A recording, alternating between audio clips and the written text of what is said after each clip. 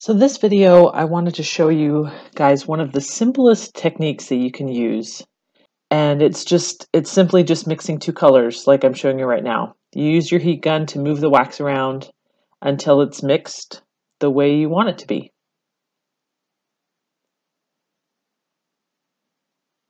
It's a super easy thing to do. The effects are really cool. I will say that some of the things that I struggle with this technique are that when you're moving the wax around, you risk a lot of bare spots. So you want to make sure you have enough wax on the surface to be able to do it. And of course you can do it in multiple layers too, like I'm doing.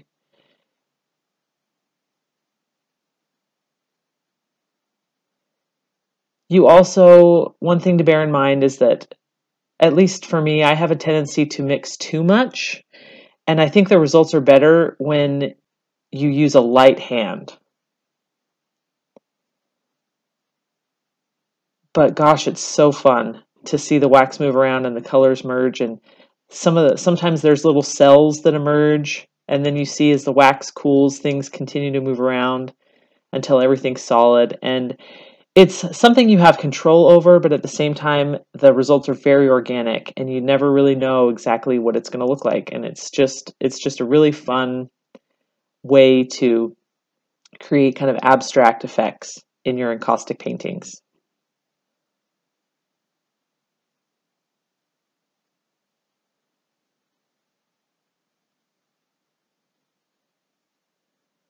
I did skip a little bit in this video. I didn't show you guys when I started of me adding a few layers of white to the beginning.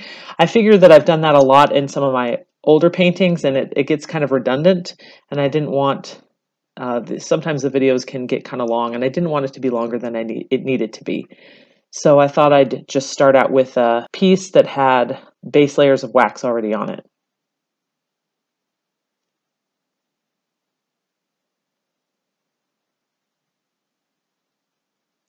It was a little harder than I thought to do this kind of boundary look where the one side has lots of bubbles and the other side doesn't, because keeping the lines crisp can be a struggle when you're doing this technique.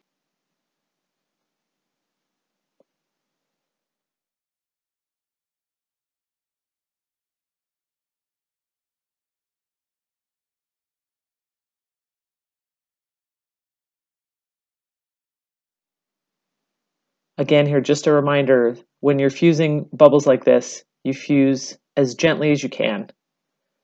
There's always areas where I fuse too much and things kind of merge together, but then you go back through, you redraw the lines, it creates more opportunities for different textures and different circles, and it can add to the piece instead of detract from it.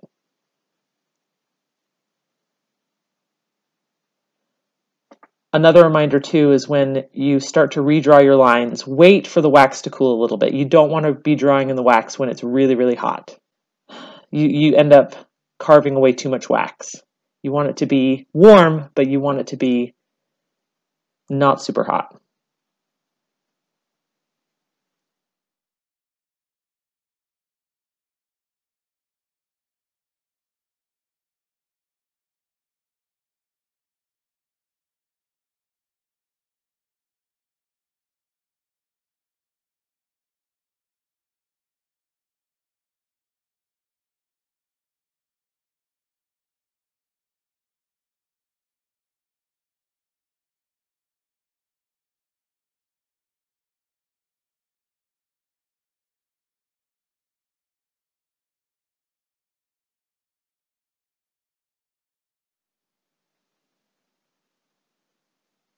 It's always better to fuse too much than too little, because you don't want your bubbles to be able to separate from the surface of your painting.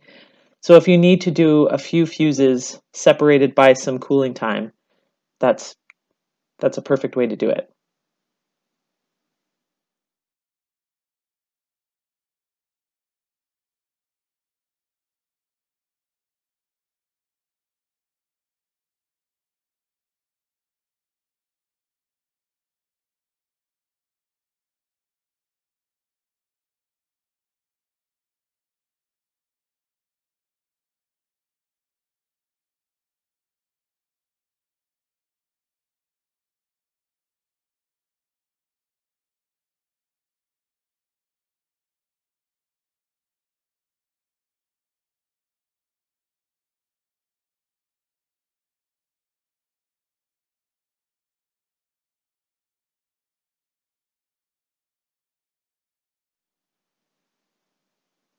I found that it seems to work better when you do the lighter colors first and then followed by the darker colors, to allow the lighter colors to go into the lines as opposed to the darker colors, because the darker colors tend to take over.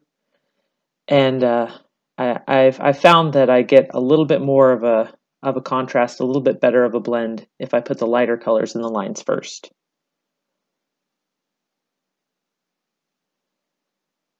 And it is so satisfying to watch that paint come off.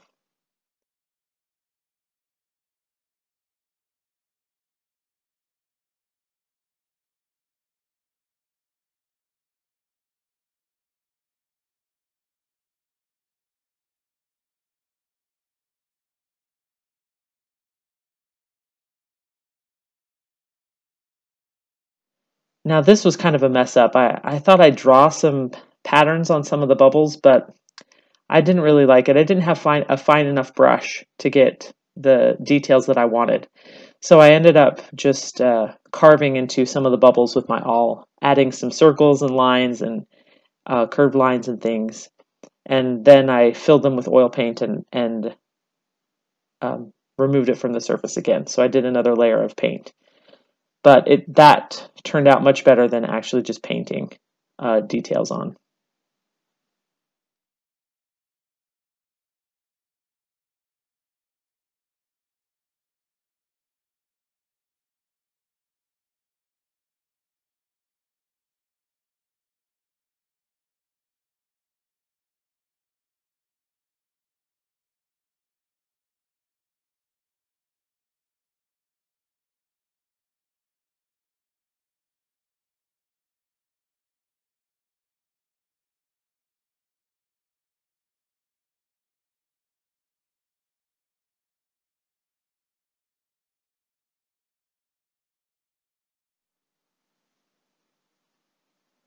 If you've watched to the end of the video, thank you so much for sticking with me.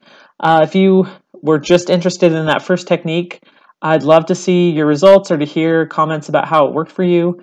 It really is just one of the simplest things you can do to just move some colors around and blend them together. It ends up looking like a pour painting or something like that, and it's just a fun, very fun look. So I'd love to hear about some of the results that you get if you're trying that technique in your own paintings. Thanks for watching, and I will see you guys in the next video.